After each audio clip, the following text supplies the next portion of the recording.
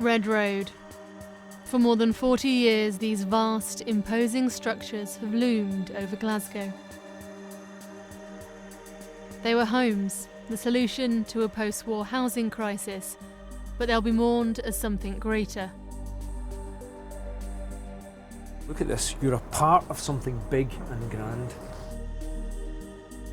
Look at the size of these, and this is all going to disappear from the face of the earth.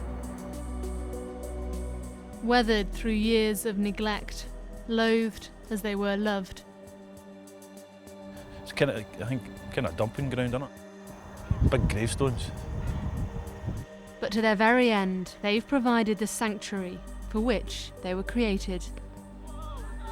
The man is 60 years old. He labours on all the buildings, is there till the last in 1969. He builds the concrete castle for the wains and the paths that go from building to building. Sleek, space age, mammoth. Red Road, says his mother. Red Road, houses for thousands.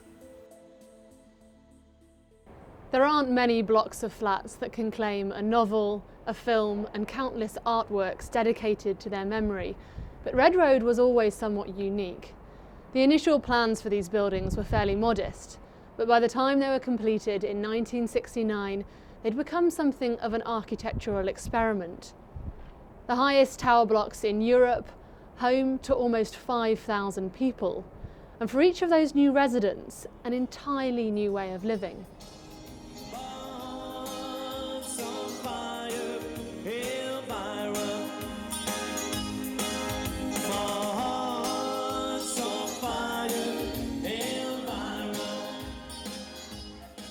These were the very first of those residents, and they've stuck with Red Road until the very end. Jean McGeoch moved in on day one. She arrived from her tenement, picked a ticket at random, and on it was her flat number and floor. We got off at the very beginning of Petershill Drive and we walked it from there up to here, and I'm going to be late, I'm going to be late, I'm going to be late. And she went, look at the crowds.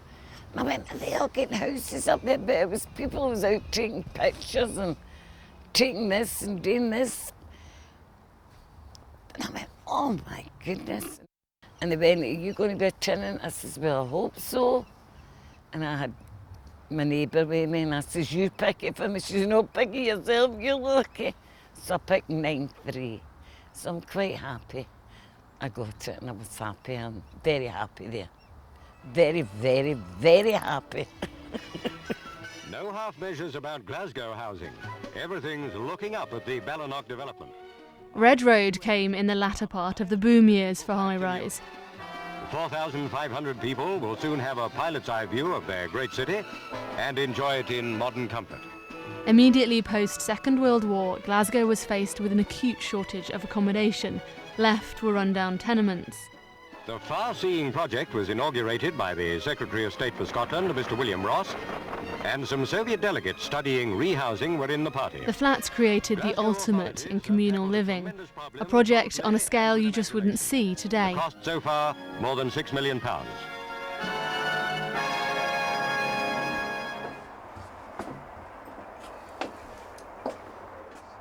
Look at these buildings. There is something absolutely grand about them. The whole scale, the human, on a purely formal level, these are never going to exist again in this part of the world.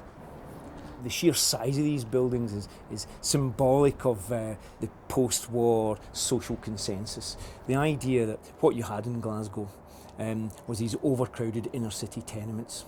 And there was the idea that people were going to get better housing, and they were going to move out, they were going to get this light, this modernist ideal of light and fresh air and so forth. But there was still the idea, of course, of the social, of the community. So that's what you have here. You have 5,000 people, but it's a community that's here. It might be created artificially, but that's essentially what the welfare state was, the recreation of communities from these the dilapidated and poverty-stricken communities that we find in the early to mid-20th century.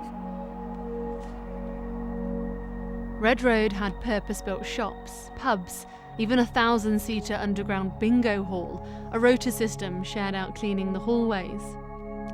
It was a golden period, all the problems with high-rise initially mere quirks of life. The shift to this way of living was so significant for Glasgow that it earned a place in the city's folk history. I'm a skyscraper when I live on the 19th floor, but I'm no going to play anymore.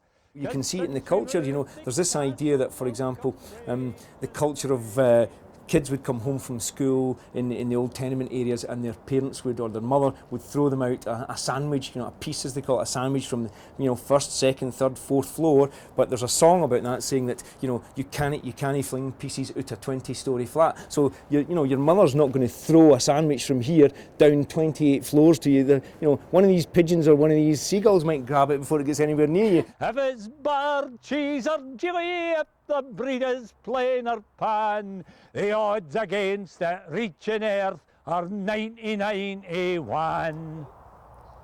From that initial wave of hope soon came a far more harsh reality for Red Road. The high-rise towers became symbols of poverty and alienation, the very problems from which they were designed to provide an escape.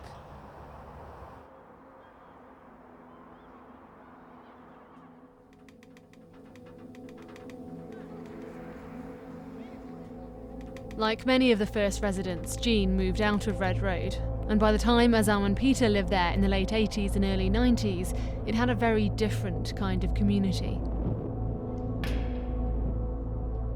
No longer a desirable place, they were housing those with nowhere else to go. Azam's neighbours robbed for a living. People weren't taking turns to clean the hallways anymore. The black cab dropped us off at the back of the building, and when you get out and you see this big huge monster building in front of you, you're like, ah, is this it? And you're like, aye, the entrance is round the front. Two residents beforehand, who'd stayed there before me, had both jumped out the kitchen window, and there was a quick save or something like that. So when you looked out the kitchen window, you could see where they landed, because that's where it had been patched up. The time it was the late 80s when there was a lot of unemployment, you know, and heroin was becoming a big thing. I mean, it was rough. I mean, like Pete said, there was a lot of unemployment. They were closing down the shipyards and all that as well. There was no jobs about. And crime seemed to be the easiest way to pay for things. If you're a single guy and you put your name down for a flat, you'd probably get shoved here. You know, Aye. That's just the way it is, you know. It's kind of, I think, kind of dumping ground, isn't it? But it was hard times.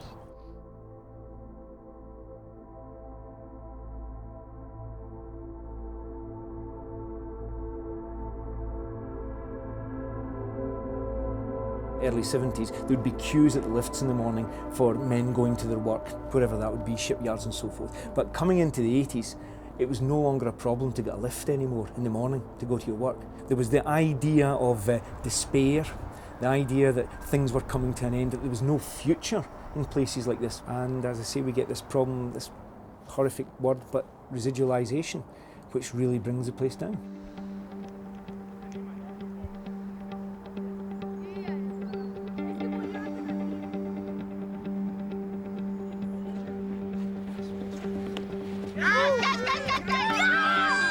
This could have been the end of the story for Red Road, but there's another final chapter, created as much by international developments as those locally. The flats became a home for asylum seekers, initially those fleeing Kosovo, but at their end residents from as many troubled countries as you could name. Sri Lankan politicians have found a home here, Afghan Sikhs, Libyans, Congolese, huge numbers of Chinese. There are more horror stories here. A family of Russians jumped to their deaths from the flats in 2010.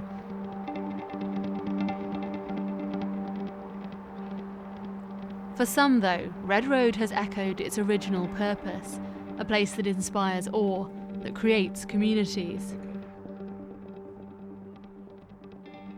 Mohsin Ali arrived in 2007 from Pakistan. What did your family think of their new home? It's just like the scene you are in the aeroplane. If you just see dawn, you think that you are just in the airplane. We can see all the city of the Glasgow from our flat.